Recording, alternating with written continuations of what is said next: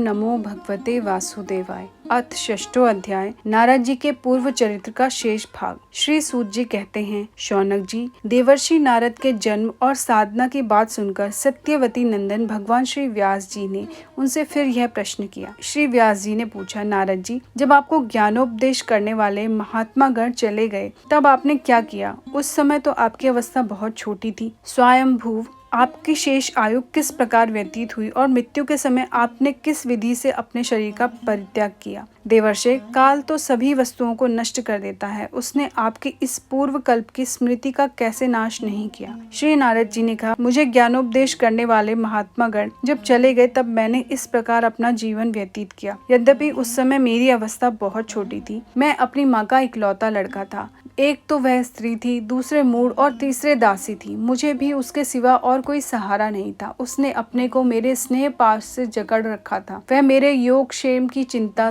तो बहुत करती थी, परंतु पराधीन होने के कारण कुछ कर नहीं पाती थी। जैसे कठपुतली नचाने वाले की इच्छा के अनुसार ही नाचती है, वैसे ही यह सारा संसार ईश्वर के अधीन है। मैं भी अपने माँ के स्नेह बंधन में बंधकर उस ब्राह्मण बस्ती में ही रहा। मेरी अवस्था केवल 5 वर्ष की थी। मुझे दिशा, देश, काल के संबंध में कुछ भी ज्ञान नहीं था। एक दिन की बात है, मेरी माँ गौ धोने के लिए रात के समय घर से बाहर निकली। रास्ते में उसके पैर से सांप छू गया। उसने उस बेचारी को डस लिया।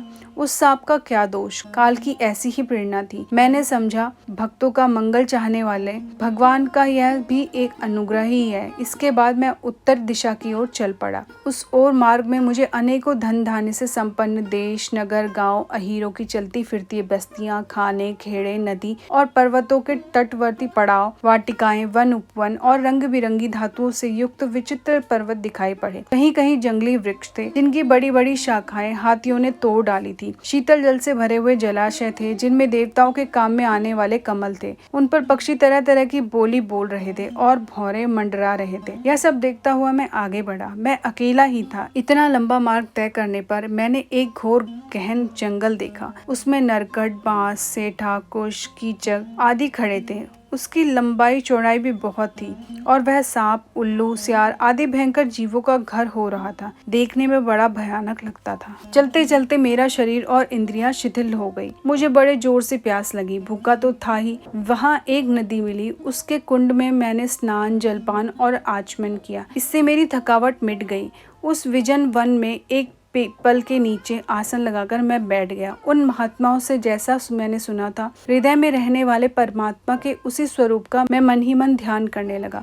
भक्ति भाव से वशीकृत चित्त द्वारा भगवान के चरण कमलों का ध्यान करते ही भगवत प्राप्ति की उत्कट लाल सांसें मेरे नेत्रों में आंसू छलछला आए और हृदय में धीरे धीरे भगवान प्रकट हो गए। व्यास जी, उस समय प्रेम भाव के अत्यंत उद्रेक से मेरा रोम रोम पुलकित हो उठा। हृदय अत्यंत शांत और शीतल हो गया।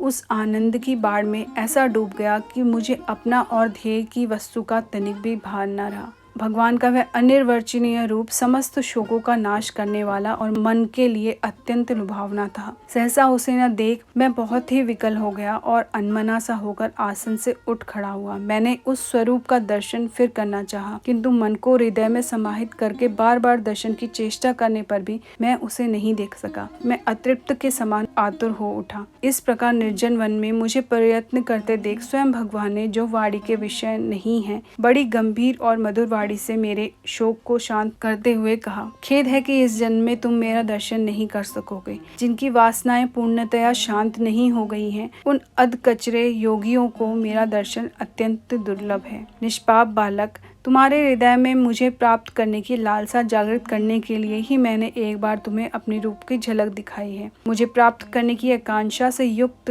साधक धीरे धीरे हृदय के संपूर्ण वासनाओं को भलीभांति त्याग कर देता है। अल्पकालीन संत सेवा से ही तुम्हारी चित्तवृत्ति मुझ में स्थिर हो गई है। अब तुम इस प्राकृत मलिन शरीर को छोड़कर मेरे पार्षद हो जाओगे। मुझे प्राप्त करने का तुम्हारा यह दृढ़ निश्चय कभी किसी प्रकार नहीं टूटेगा। समस्त सृष्टि का प्रलय हो जाने पर भी मेरी कृपा से तुम्हें मेरी स्मृति बनी रहेगी। आकाश के समान अव्यक्त सर्वशक्तिमान महान परमात्मा इतना कहकर चुप हो रहे। उनकी इस कृपा का अनुभव करके मैंने उन श्रेष्ठों से भी श्रेष्ठतर भगवान को सिर झुकाकर प्रणाम किया। तभी से मैं लज्जा संकोच छोड़कर भगवान के अत्यंत रहस्यमय और मंगलमय मधुर नामों और लीलाओं का कीर्तन और स्मरण करने लगा। प्रहा और मदमस्तर मेरे हृदय से पहले ही निर्वत्त हो चुके थे। अब मैं आनंद से काल की प्रतीक्षा करता हुआ पृथ्वी पर विचरने लगा। व्यास जी, इस प्रकार भगवान की कृपा से मेरा हृदय शुद्ध हो गया, आसक्ति मिट गई और मैं श्री कृष्ण परायण हो गया। कुछ समय बाद जैसे एकाएक बिजली कौंध जाती है, वैसे ही अपने समय पर मेरी मृत्यु आ गई। मुझे शुद्ध भगवत पार्षद शरीर प्राप्त होने का अवसर आने पर प्रारब्ध कर्म समाप्त हो जाने के कारण 5 भौतिक शरीर नष्ट हो गया। कल्प के अंत में जिस समय भगवान नारायण एकार्णव के जल में शयन करते हैं, उस समय उनके हृदय में शयन करने की इच्छा से इस सारी सृष्टि को समेटकर ब्रह्मा जी जब प्रवेश करने लगे, तब उनके श्वास के साथ मैं भी उनके हृदय में प्रवेश कर गया। एक सहस्त्र चतुर्युग बीत जाने पर जब ब्रह्मा जगे और उन्होंने सृष्टि करने की इच्छा की, तब उनकी इंद्रियों से मरीचि आदि ऋषियों के साथ मैं भी प्रकट हो गया। तभी से मैं भगवान की कृपा से वैकुंठ आदि में और तीनों लोगों में बाहर और भीतर बिना रोक टोक विचरण किया करता हूँ। मेरे जीवन का व्रत भगवत जन अखंड रूप से चलता रहता है। भगवान की दी हुई इस स्वर ब्रह्म से विभूषित वीणा पर तान छेड़कर मैं उनकी लीलाओं का गान करता हुआ सारे संसार में विचरता हूँ। जब मैं उनकी लीलाओं का गान करने लगता हूँ, तब वे प्रभु जिनके चरण कमल समस्त तीर्थों के उद्गम स्थान हैं और जिनका यशोगान मुझे बहुत ही प्रिय लगता है, बुलाए हुए की भांति तुरंत मेरे हृदय में आकर दर्शन दे देते हैं। जिन लोगों का चित्त निरंतर विषय भोगों की कामना से आतुर हो रहा है, उनके लिए भगवान की लीलाओं का कीर्तन संसार सागर से पार जाने का जहाज है। यह मेरा अपना अनुभव है। काम और लोभ की चोट से बार बार घायल हुआ हृदय श्री कृष्ण सेवा से जैसी प्रत्यक्ष शांति का अनुभव करता है, यम नियम आदि योग मार्गों से वैसी शांति नहीं मिल सकती। व्यास जी, आप निष्पाप हैं।